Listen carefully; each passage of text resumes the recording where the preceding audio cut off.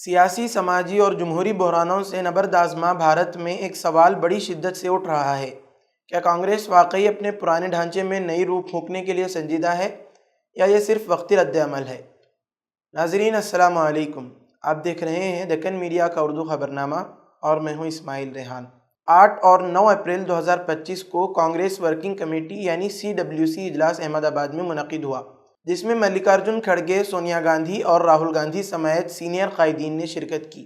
اجلاس میں کئی اہم قراردادیں منظور کی گئیں، جن میں آئین بچاؤ پد یاترا کا اعلان اور BJP کی ان پالیسیوں پر تنقید شامل تھی جو مبینہ طور پر جمہوری اداروں کو نقصان پہنچا رہی ہے۔ مگر اس اجلاس سے جو چیز سب سے نمایاں طور پر غیر موجود رہی وہ ہے مسلمانوں اور دیگر پسماندہ اقلیتوں کے خلاف بڑھتے ہوئے تشدد اور امتیازی سلوک کا کوئی ذکر۔ نہ دنگوں کا ذکر، نہ مسجدوں کی بے حرمتی، نہ درگاہوں پر زعفرانی جھنڈوں کی الغار، نہ بے گناہ مسلم نوجوانوں کی گرفتاریوں کا کوئی نوحہ۔ کانگریس کی سب سے اعلیٰ سطحی فورم کی یہ خاموشی محض مایوس کن نہیں بلکہ خطرناک حد تک پریشان کن ہے۔ اسی طرح وقف امینڈمنٹ بل جیسے سنگین مسئلے پر بھی CWC کی طرف سے کوئی واضح موقف سامنے نہیں آیا۔ اس ترمیم کو بہت سے لوگ مسلم فلاحی اداروں کی جائیداد پر منظم قبضے کی کوشش کے طور پر دیکھتے ہیں۔ کانگریس نے نہ اس کی مخالفت کی اور نہ اس کے خلاف احتجاج کرنے والوں کی تائید۔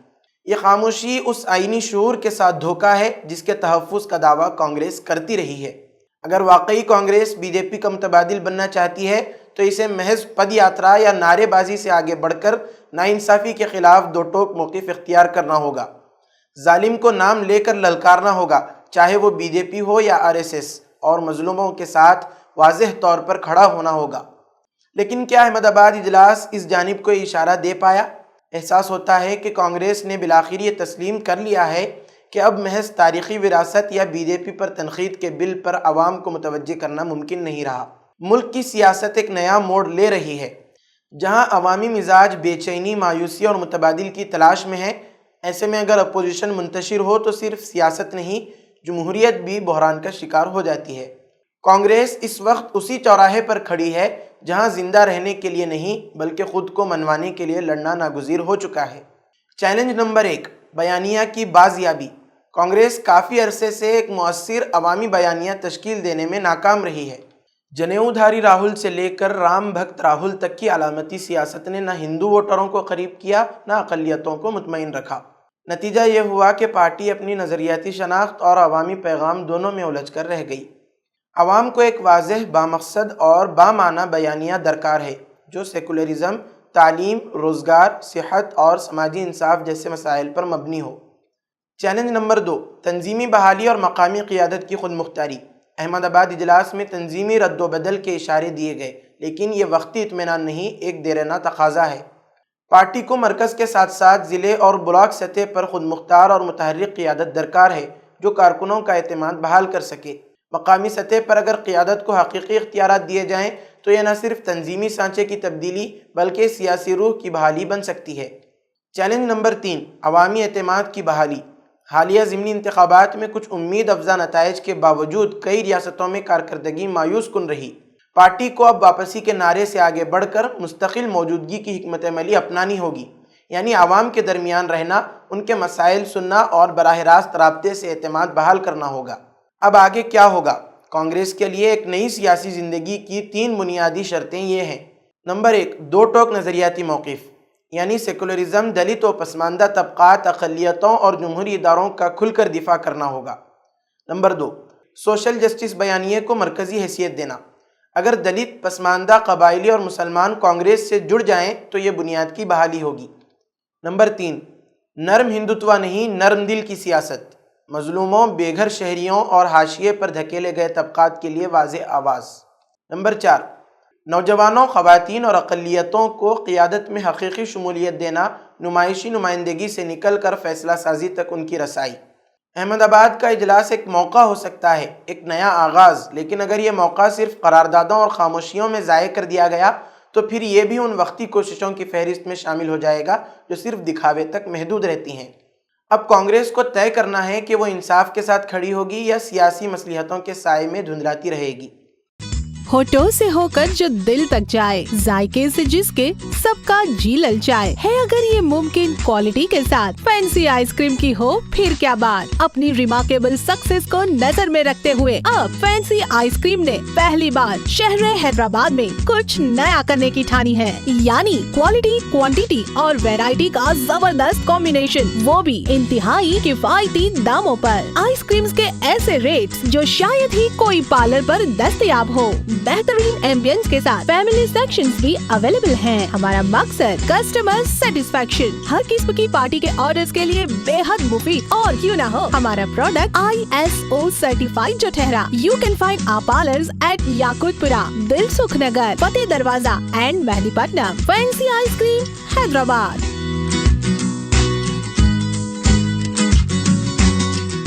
अब आइए बढ़ते हैं दूसरी खबर की जानिब। जमात इस्लामी हिंद के अमीर जनाब सैयद सादतुल्लाह हुसैनी ने एक बावकार ईद मिलन तकरीब में पूरे मुल्क से अपील की कि वो गैर मुनसिफाना वक्फ तरमीमी क़ानून की मुखालफत में मुत्तहिद हो जाए।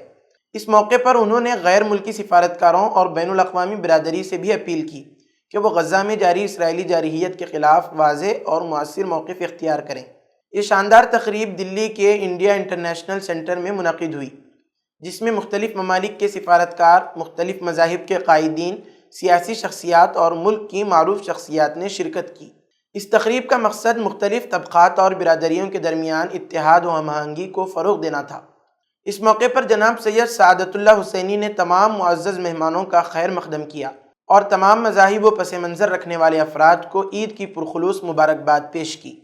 अपने खिताब में उन्होंने त्यौहारों को आपसी मेलजोल और हमआहंगी के लिए अहम करार दिया और मुल्क में बढ़ती नफ़रत और फ़िरक़ावाराना फ़िज़ा पर तशवीश का इजहार करते हुए कहा कि कुछ अनासिर इन मवाक़े को भी तफ़रीक़ और नफ़रत फैलाने का ज़रिया बना रहे हैं।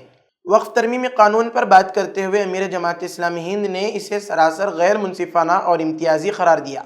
उन्होंने कहा कि यह क़ानून मजहबी बुनियादों पर तफ़रीक़ और नाइंसाफ़ी पर मबनी है और पूरे मुल्क को चाहिए कि इसके ख़िलाफ़ मुत्तहिद होकर आवाज़ बुलंद करे। उन्होंने मुख्तलिफ़ ममालिक के सिफारती नुमाइंदों से खिताब करते हुए ज़ोर दिया कि वो फ़लस्तीन के आवाम पर ढाए जा रहे मज़ालिम पर खामोशी इख्तियार ना करें। उन्होंने गज़ा में जारी क़त्ल व गारत और इंसानी हुकूक़ की बदतरीन पामाली की सख्त मजम्मत की और आलमी बिरादरी से अपील की कि वह इंसाफ़ और अमन के क़ियाम के लिए मौसर इक़दाम करे।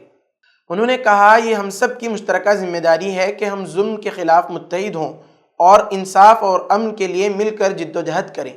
ये तकरीब बाहमी एहतराम, मुकालमा, इत्तेहाद और ईद के असल पैगाम अमन व भाईचारे की एक ज़िंदा मिसाल बन गई, जहाँ ज़िंदगी के मुख्तलिफ़ शोबों से ताल्लुक़ रखने वाले अफराद एक साथ शरीक हुए। तकरीब में 350 से ज़ायद मेहमान शरीक थे, जिनमें कई सरकर्दा मजहबी, सियासी और समाजी शख्सियात शामिल थीं।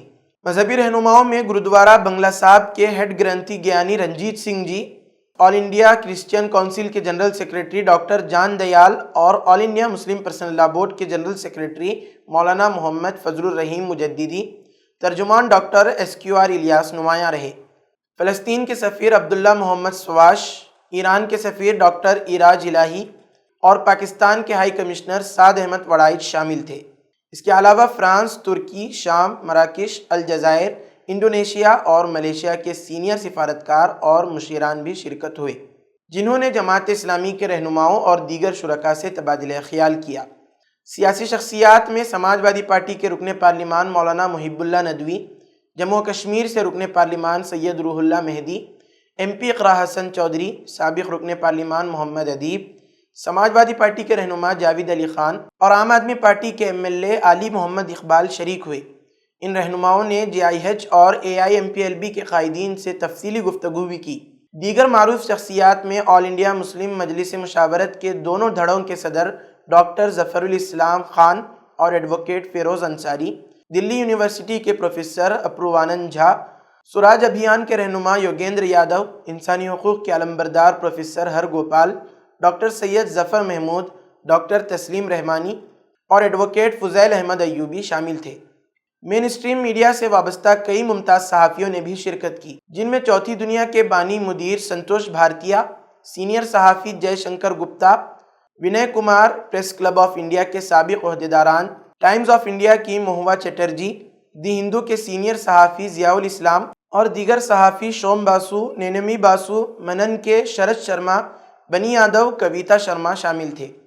تہذیب ٹی وی کے معروف اینکر معروف رضا، روزنامہ سہارا کے گروپ ایڈیٹر عبدالمجید نظامی، سینئر کالم نگار مظفر حسین غزالی اور تجربہ کار صحافی AU آصف اور ندیش تیاگی بھی موجود تھے۔ دی اسٹیٹس مین کے سابق صحافی سید نورالزماں، ABP نیوز کے سندیپ چودھری اور UNA کے فہیم احمد و عابد انور نے بھی تقریب میں شرکت کی۔